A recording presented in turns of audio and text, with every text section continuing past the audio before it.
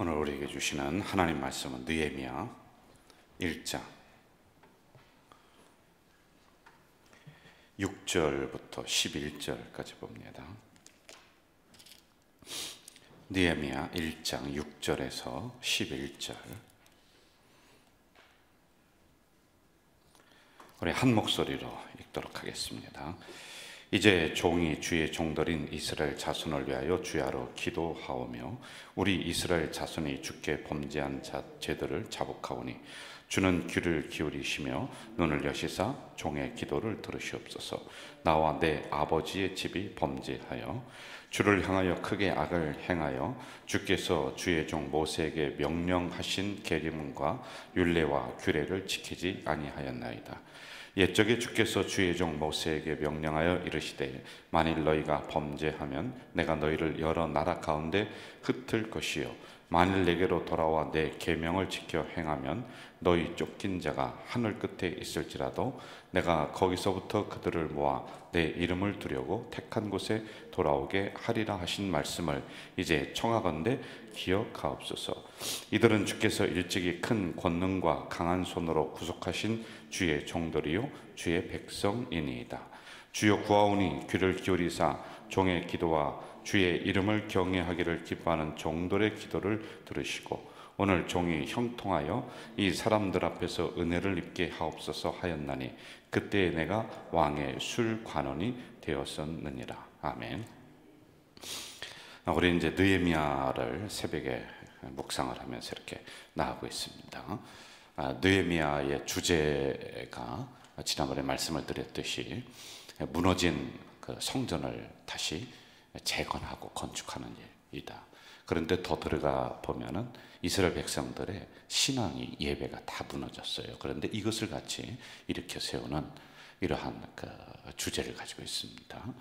그리고 율법, 하나님의 말씀을 이들이 놔버렸습니다. 묻어놨어요. 이걸 펼치지 않습니다. 읽지 않아요. 그러자 이 말씀을 다시 꺼내서 백성들에게 하나하나 가르치는 이런 장면이 나오고 있어요. 이러한 주제를 우리가 생각을 하면서 이 말씀을 계속 들어가 보면 좋을 것 같습니다.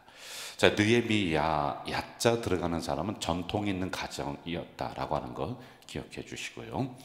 그리고 바벨론의 포로로 잡혀가서 70년 동안 그 나라에 있습니다.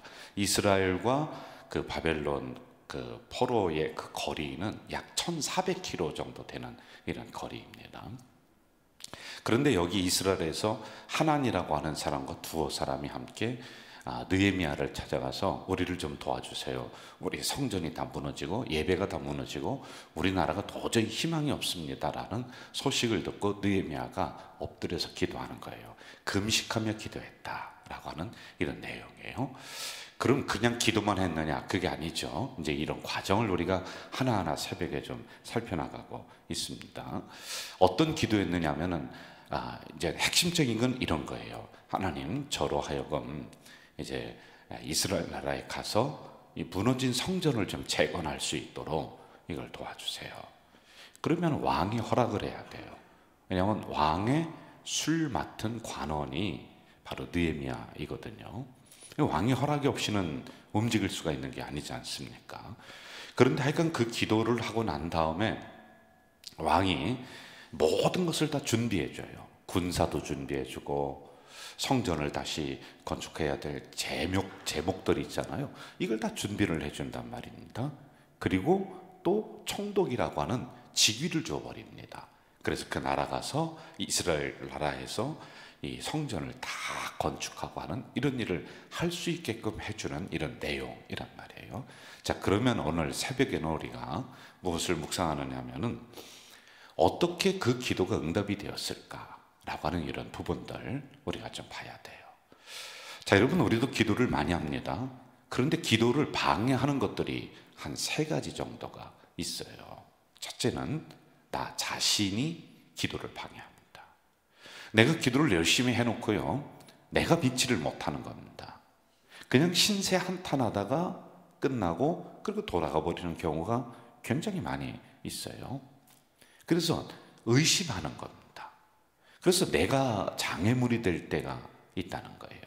그리고 두 번째는 기도 응답의 장애물, 이 기도를 가로막는 게 뭐가 있냐면요, 하나님과 나 사이에 있는 죄. 오늘 본문에도 크게 나옵니다.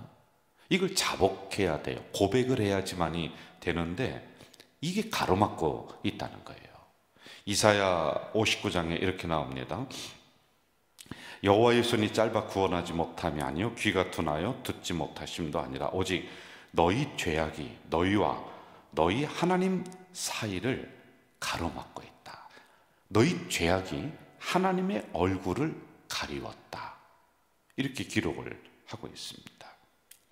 그래서 우리의 죄를 하나님 앞에 자복하는 게 이게 중요한 기도응답의 방법이란 말입니다. 오늘 6절과 7절을 한번 좀 보실까요? 6절과 7절 같이 합시다. 시작.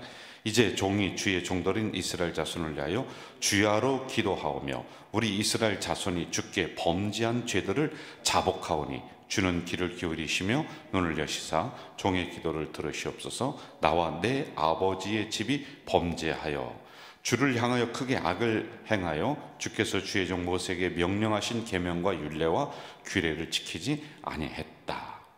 자백하는 거예요. 그런데 아주 구체적으로 들어갑니다.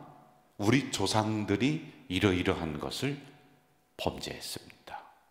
그러면 느헤미야 자신은 괜찮으냐? 아니에요. 나와 내 집이, 나와 우리의 조상이 핑계대지 않고 하나님 앞에 자기의 부족함과 그리고 우리 조상들이 그동안에 하나님의 성전을 제대로 돌보지 못했다.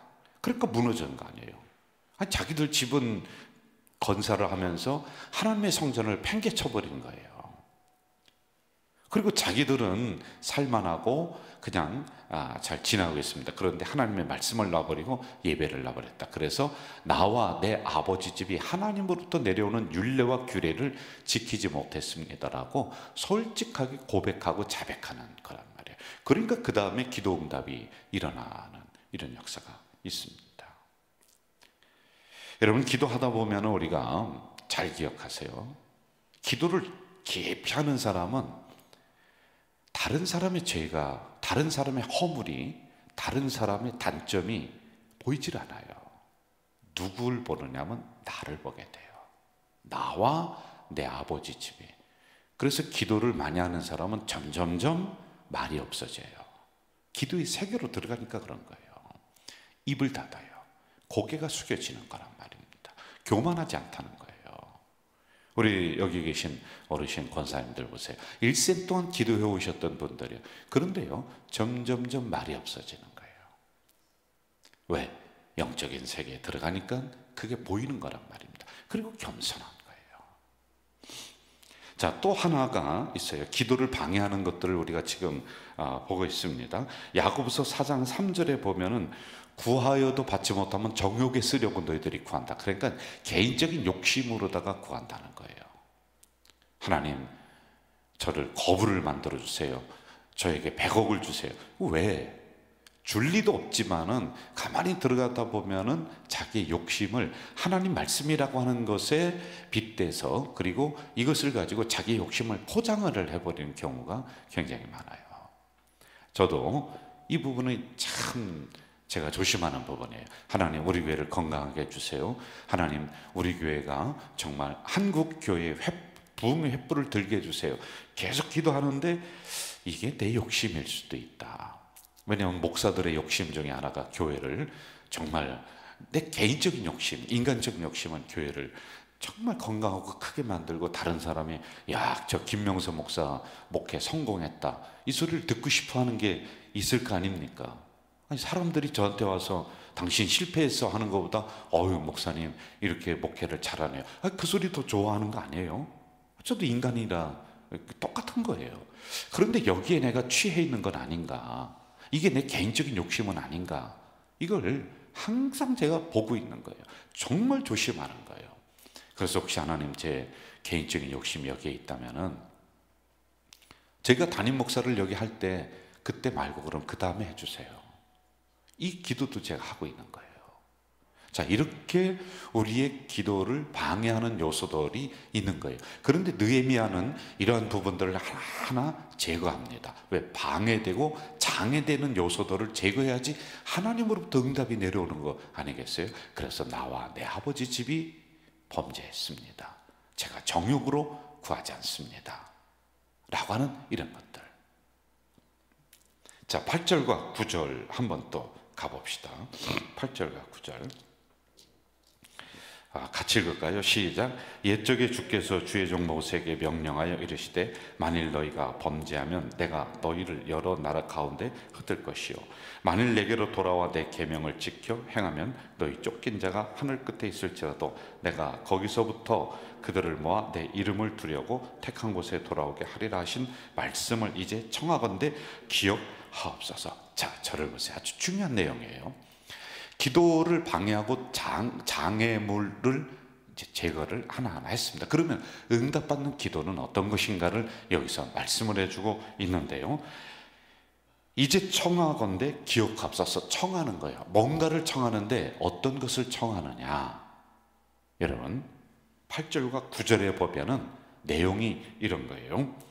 주의 종 모세에게 명령한 하나님의 말씀이 있어요. 하나님이 기록된 말씀이 있습니다. 너희가 범죄하면 내가 너희 나라를 여러 나라 가운데 흩어버린다. 그런데 너희들이 다시 돌아오면은 흩어졌던 민족을 내가 다시 모으게 한다라는 이 말씀을, 기록된 말씀을 이제 기억하옵소서. 이 말씀이 있지 않습니까? 하나님, 제가 이 말씀에 근거해서 하나님 앞에 청합니다. 내 개인의 욕심이 아니라 기록된 말씀, 성경, 이 근거가 이거예요.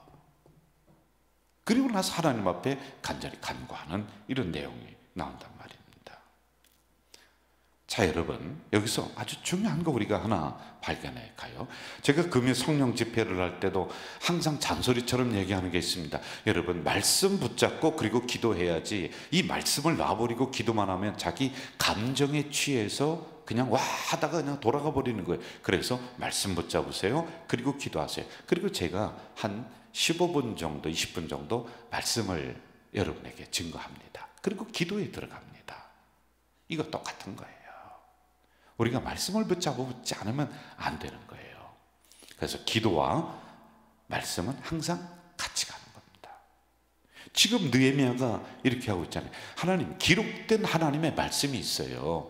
하나님 이렇게 약속해 주셨지 않습니까? 그러므로 내가 이제 청하건대 하나님 이것을 이루어 주세요 라고 하는 이거예요. 여러분, 우리도 기도할 때 하나님, 제가 말씀에 의지해서 기도합니다. 구하면 주신다고 하셨지 않습니까? 자복하면 하나님 용서하신다고 하셨지 않습니까? 이렇게 기록된 하나님의 말씀이 있네요. 제가 이것을 의지하면서 하나님 앞에 청합니다 라고 이 말씀을 붙잡고 우리가 기도하는 것, 이게 중요한 것이다 라고 하는 거죠. 자, 여기서 이제 한 가지만 더 하고서 마무리 좀 해야 될 것 같아요. 좀 많은 분들이 이렇게 오해를 하는 경우가 종종 있더라고요. 하나님이 다 아시지 않느냐, 하나님이 모든 걸 아시고 나의 개인적인 사정과 우리 집안 그리고 기업, 우리 교회 사정 다 아는데 뭘 그렇게 기도를 열심히 해야 되고 새벽 저녁으로 나와서 기도해야지 주느냐. 그러면 하나님이 다 아신다고 했는데 이거와 이 기도와 무슨 상관이 있느냐, 아시면 주면 되지 않느냐 라고 생각하는 분들이 종종 있어요. 그래서 기도를 놔버립니다. 안 합니다. 하나님이 다 아시니까 살펴주시고 어련히 알아서 주시려고 굉장히 믿음이 좋은 것 같은데 이건 성경을 모르기 때문에 하는 이야기예요. 제가 한 구절 읽어드릴게요. 에스겔 36장. 주께서 이스라엘 회복을 약속하셨습니다. 그러면서 이렇게 내가 이루리라. 37절에 나 주 여호와가 말하노라. 그래도 이스라엘 족속이 이와 같이 내게 구하여야 하리라. 내가 이룰 것이, 줄 거예요. 그런데 그냥은 안 된다는 거예요. 그래도 이와 같이 이스라엘 백성들이 내게 구하여야 하리라. 기도해야지만이 내가 이루어준다는 거예요. 여러분, 이거 우리에게 한번 적용해 보세요. 하나님의 백성들 하나님이 약속하시고 눈동자처럼 살펴주시는 줄로 믿습니다. 그런데 그냥은 안 된다. 구하여야 하리라. 기도하여야 하리라. 그래 하나님이 주신다는 겁니다. 하나님은 그냥 가만히 있는 우리들에게 입만 딱 벌리고 있으면 감이 뚝뚝 떨어지도록 만들어 놓지는 않으셨어요. 열심히 간구하도록, 기도하도록, 깨어서 기도하도록 이렇게 우리에게 요구하고 계시는 분이 하나님이세요. 우리 주님도 새벽 미명에 일찍 일어나서 그래서 기도하신 거예요. 중요한 일을 앞두고 그래서 기도하신 거예요. 제자들을 12명 세우는데 그냥 세우지 않고 기도하시고 세우신 거예요. 기도하시고 주님께서는 또 다른 일을 하시는 거예요. 기도하시고 십자가 지시는 거예요. 이 원리가 여기 있기 때문에 그렇습니다. 정리할게요. 기도의 장애물 우리 제거해야 돼요. 그리고 말씀을 붙잡고 기도할 때 느헤미야처럼 청하건대, 그럼 그 다음에 어떻게 됐어요? 응답을 해주시는 거예요. 기가 막힌 하나님의 섭리가 작동이 된단 말입니다. 그리고 세 번째, 하나님이 알아서 다 주시지 그런 것이 아니라 구하여야 하리라. 늘 깨어서 기도하는 우리 가족 공동체 되시기를 주 이름으로 축복합니다. 전능하신 아버지 하나님, 오늘 이 새벽에 연약한 저희들을 불러주시고 느헤미야에 있는 말씀을 허락해 주시니 감사합니다. 이 말씀대로 우리가 이 하루를 살아서 승리하는 우리 가족 공동체가 될 수 있도록 도와주시옵소서. 오늘도 귀한 헌금을 하나님 존전에 올린 손길이 여기에 있습니다. 하나님, 물질 때문에 어려움 겪지 않도록 그 기업 속에 땅의 복으로 넉넉히 채워주시고 2024년에도 쏟아부어 주시옵소서. 오늘도 하나님과 늘 동행하는 우리 가족 공동체 식구들 다 될 수 있도록 인도해 주시옵소서. 예수님의 이름으로 기도하옵나이다.